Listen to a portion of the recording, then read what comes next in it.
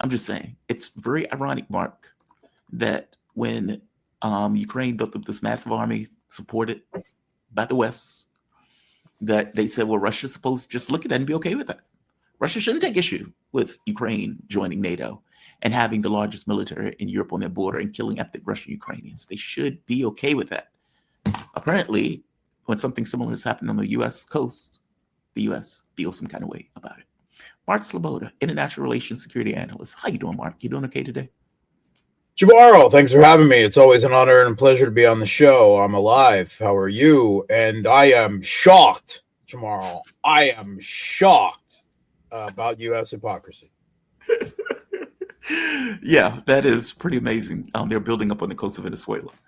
But I brought you on to have a conversation about what's taking place in two realms. One has to do with negotiations, if there are any, and the other has to do with what's taking place on the ground in regards to, let's say, the military aspect of this war.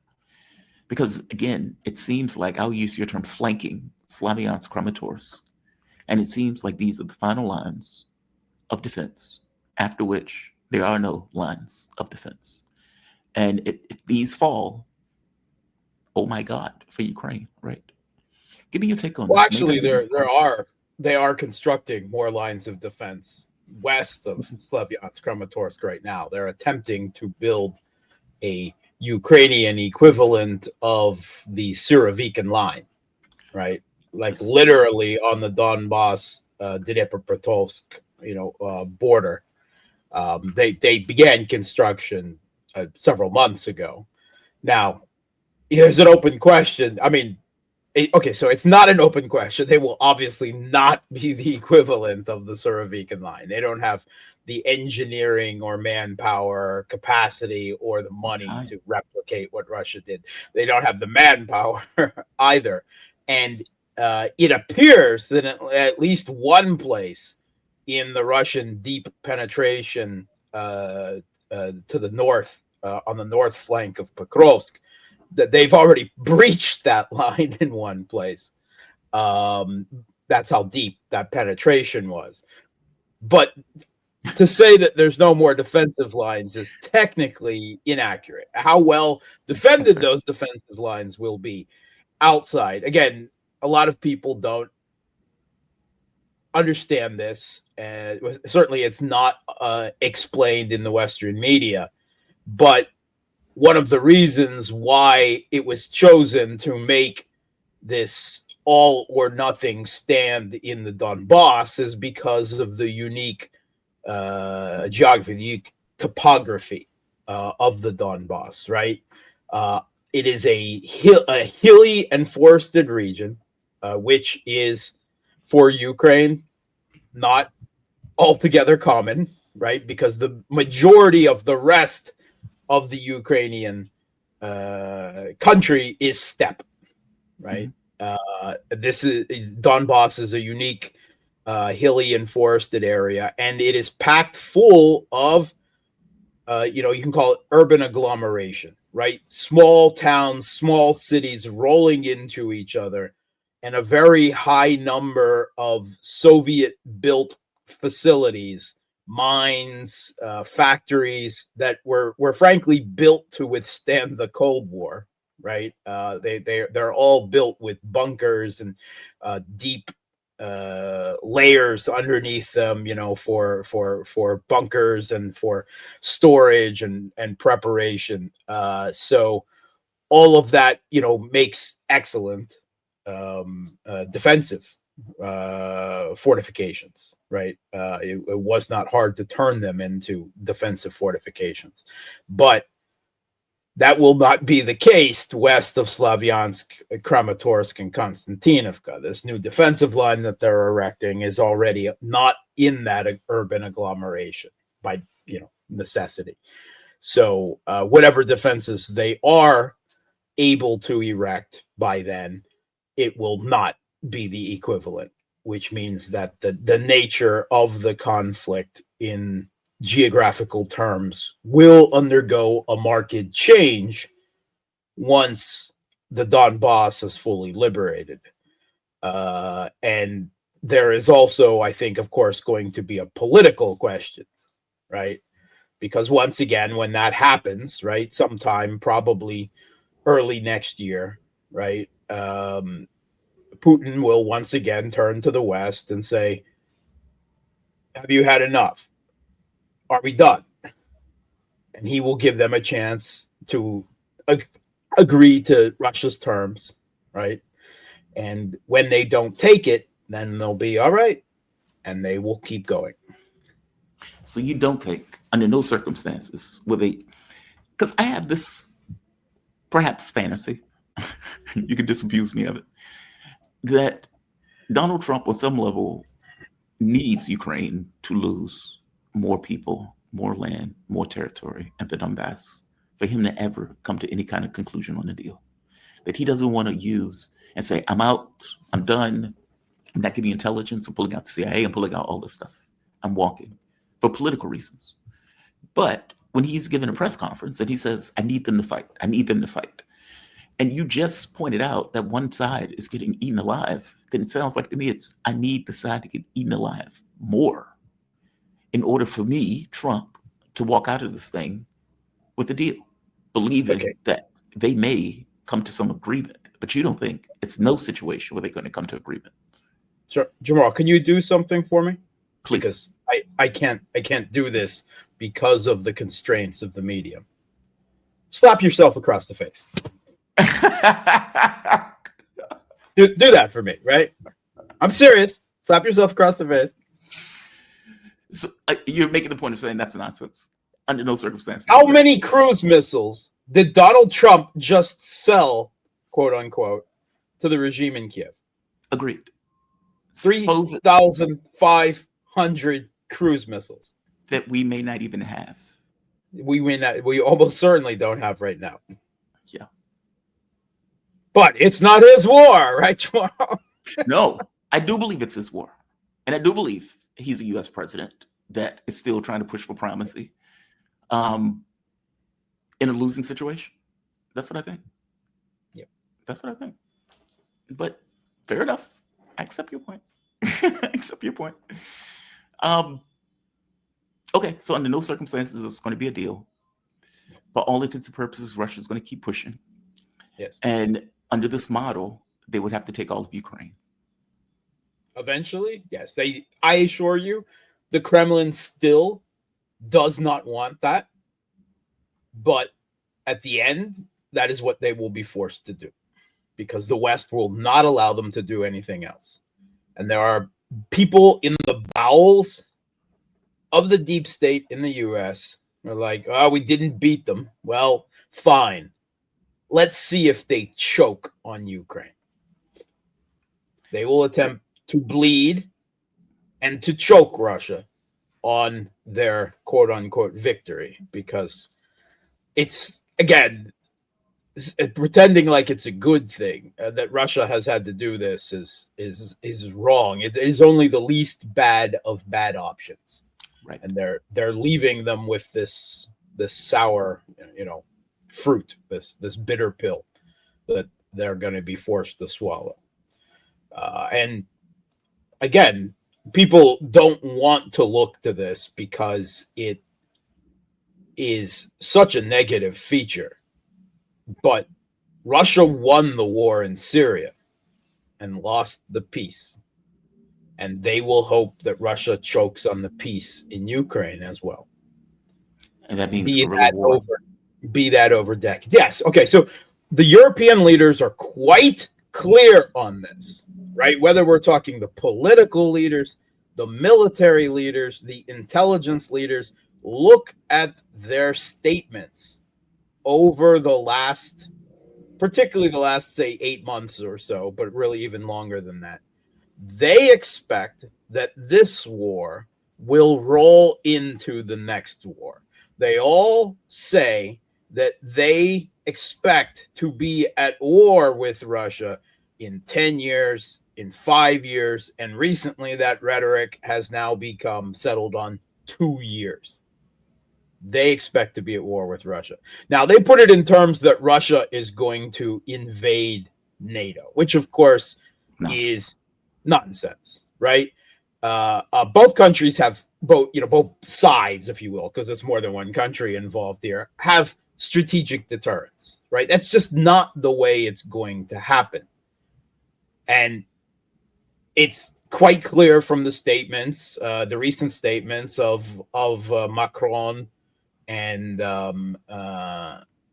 Starmer and the the yappy dog leaders of the Baltics and everything, that they're going to put troops in Ukraine at some point. And if not in Ukraine, then in Moldova or somewhere else along Russia's borders, right? That is where the conflict is going to, I shouldn't say occur, because that's where the conflict is going to start.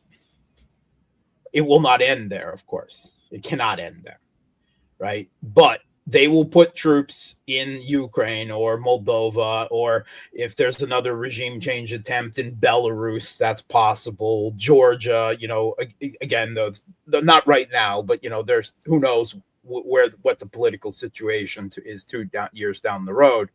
And of course, Russia will not accept that, right? They started this conflict, right?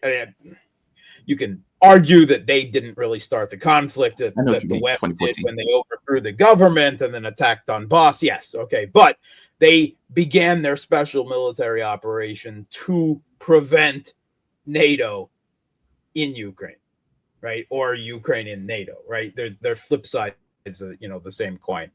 And they will absolutely go after Western troops if they're in the borders of Ukraine.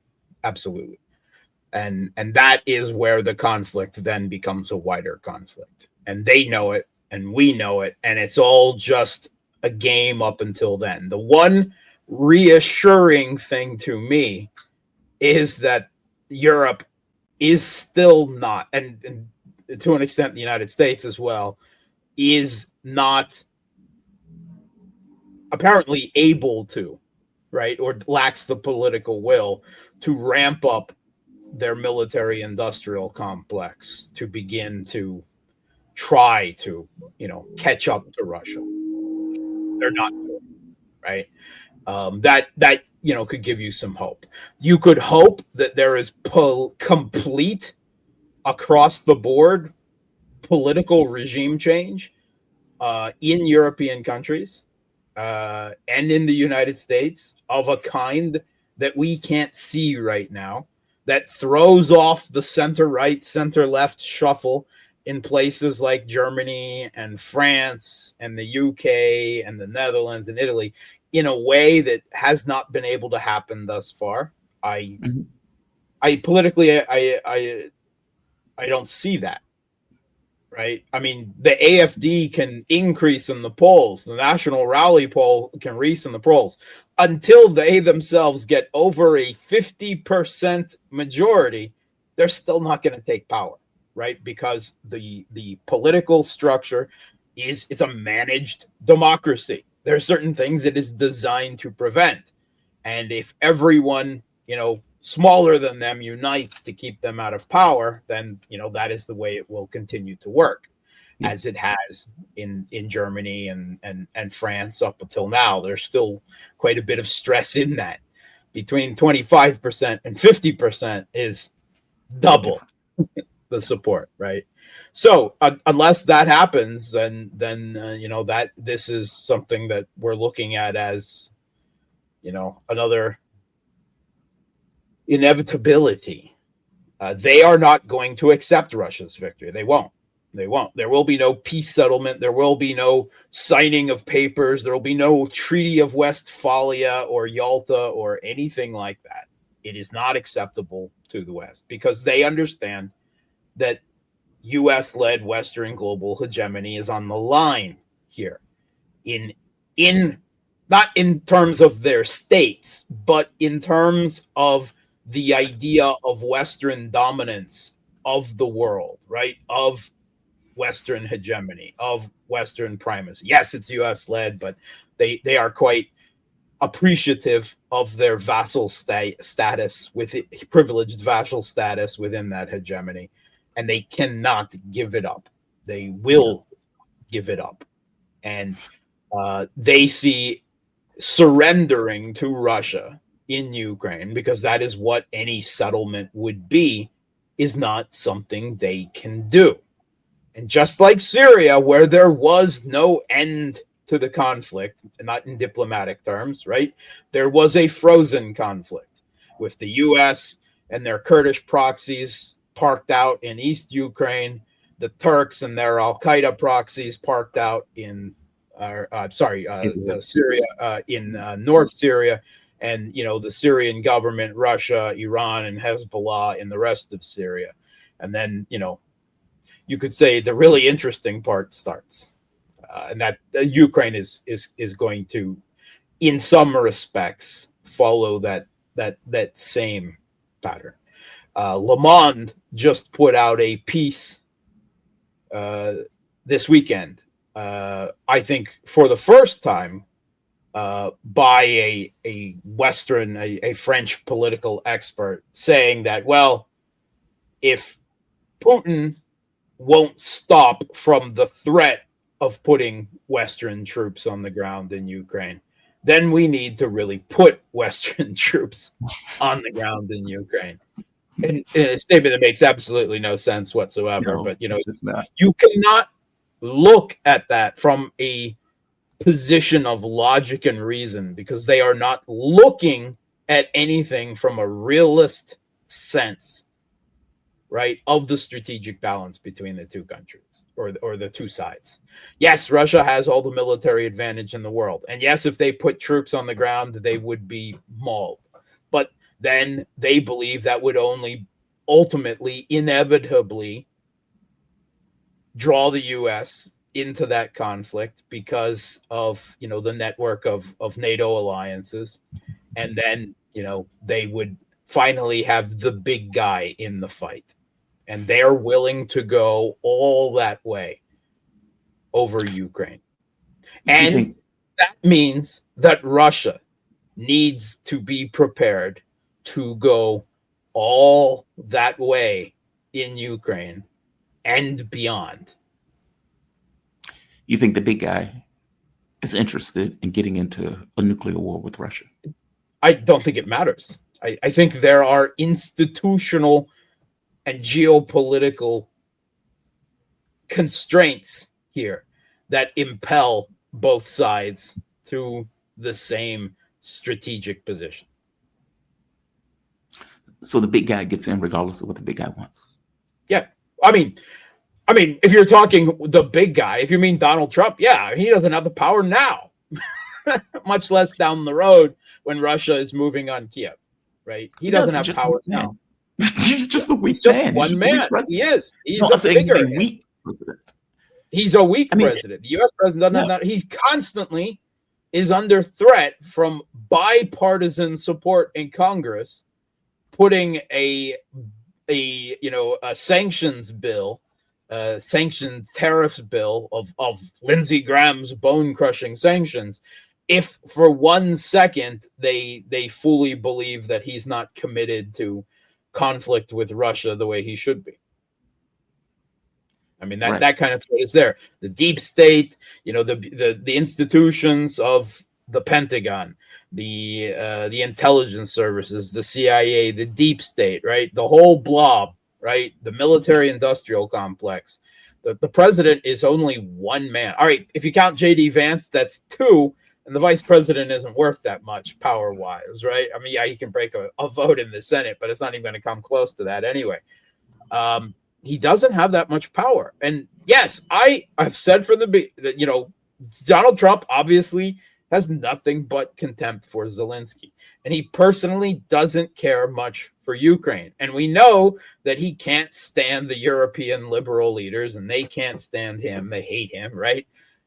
All of that doesn't matter because there are institutions with their DNA written in certain geopolitical things. And the president doesn't have the power. No one man has the power to go against that. And Donald Trump, the venal, quixotic, mercurial creature that he is, certainly does not have the political vision or fortitude to do that, right? I mean, he hasn't been able to do anything in that regard thus far.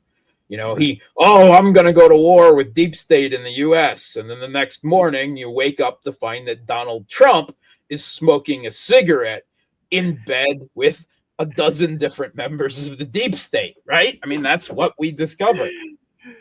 Oh God, have you seen South Park's video of Trump laying with Satan smoking a cigarette? Yeah. Mm-hmm. Look, I as a war planner, I would agree that you would have to prepare for the worst. I would agree that a war, especially with Europe, is likely. I would agree that the U.S. probably wants to feed Europe to the Russians. That I agree with. Whether the U.S. gets involved, that's the rub. Let me ask you this. In relation to China, for example, the U.S. has been trying to pivot to China for the last, decade, if not more. So would the thought be, okay, we need to finish off Russia before we go to China? And do they expect China to just stand there and not do anything under that context? They can hope whatever they want. That's the what it will come to at the end of the day. Yes, they want to pivot. No president has been able to do that since Obama first iterated the need to pivot, right? They always get stuck in the Middle East and now with Russia and Eastern Europe. And, Donald Trump has laid it out. Pete Hegseth, in particular, laid it right out, the new division of labor. And Kellogg has iterated the same thing. Look, the world has changed and the U.S. cannot take on Russia and China and Iran and others because evidently they need to make enemies of Venezuela and everyone else as well at the same time, right? So they call the team together, right? Like the football locker room, and they say, look, here's the game plan. This is the new division of labor. This is the new strategic sequencing. We can't do all of this ourselves anymore. So Europe, you've got Russia. Israel, you've got Iran. We're going to go straight for China. That's the way it's got to be, right? You got to man up. You got to take on your share of the burden for this hegemony if you want it. And the truth of the matter is the Europeans aren't capable of dealing with Russia. Exactly. And the Israelis aren't capable of dealing with Iran. Exactly. And the U.S. is going to be drawn into one or both of those. The only way this war doesn't happen is if the U.S. instead gets involved in a war directly with Iran in the Middle East, invades Iran, like on the ground, which seems kind of insane, right? No. But that's the only way, right? The war is going to come. The question, and the war, to my mind, in Ukraine against Russia, right? Or again, if it doesn't come to the direct conflict in Ukraine, then it will in Moldova, because then inevitably this conflict is going to involve Moldova at the end, by the end of it as well. They're replicating the exact same thing they did in Ukraine and Moldova. If not here, then in the Middle East, or, again, someone that could do something stupid and decide that now is the time for Taiwan to declare independence and make it so, and then that could kick off there. But the war is going to come one of those three places, right?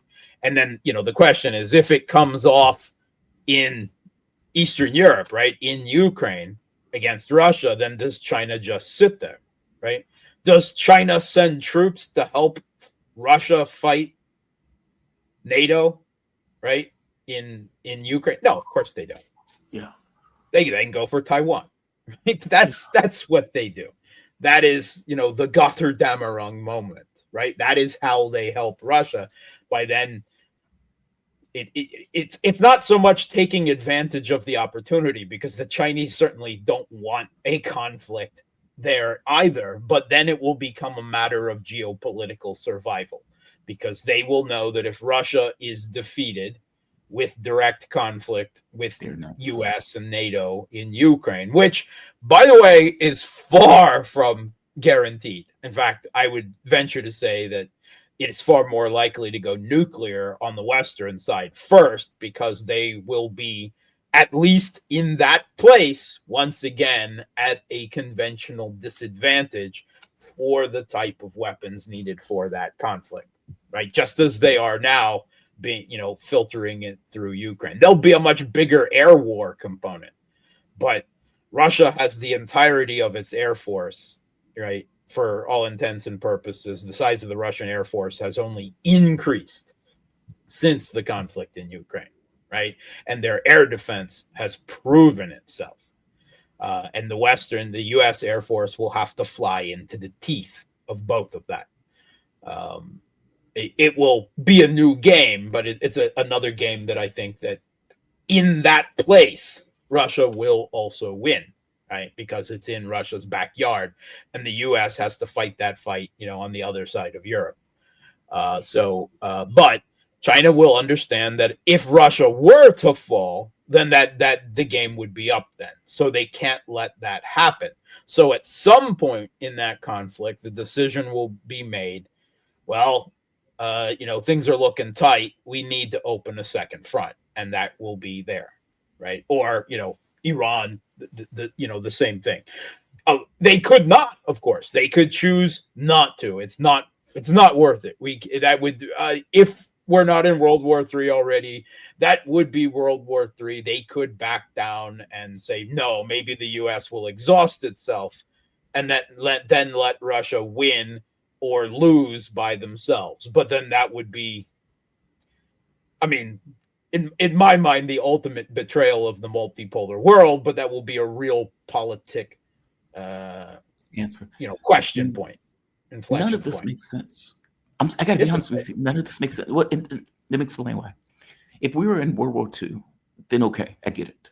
You're talking about conventional forces that are going after each other, and a win or loss doesn't destroy or end the world. Yeah. This war is ultimately nuclear. Russia, under no circumstances, just like the U.S. policy, by the way, would allow itself to be defeated by NATO military because it has nukes. The U.S., under no circumstances, or even the nukes that are in Europe, those things, as you point out, would fly, meaning there is no winning this conflict. It's just an ultimate loss. Unless you know a way to win a nuclear war, which I'm unclear on. No, at some point over the last decades, and it has, I think reached its fullest only in the last 3 years, but the West, in particular the United States, but the Europeans as well, they have lost the self-survival instinct, the fear of nuclear war. And Russia keeps trying to punch that home to them. And then they keep, Putin swinging his nuclear, phallus around, right? That they don't fear it, right? And everything they have done in the last 3 years, and Russia has not replied, right? Not only not with nukes, but not even against them, has only convinced them that they can push it and keep pushing it, and it will never have an end, right? Why? Because Russia shows restraint and that fear of World War III, of a nuclear conflict, and they don't. It's happened again and again and again. They think they can go all the way with it and beyond, and they will. Why? Because no one has disabused them of that notion.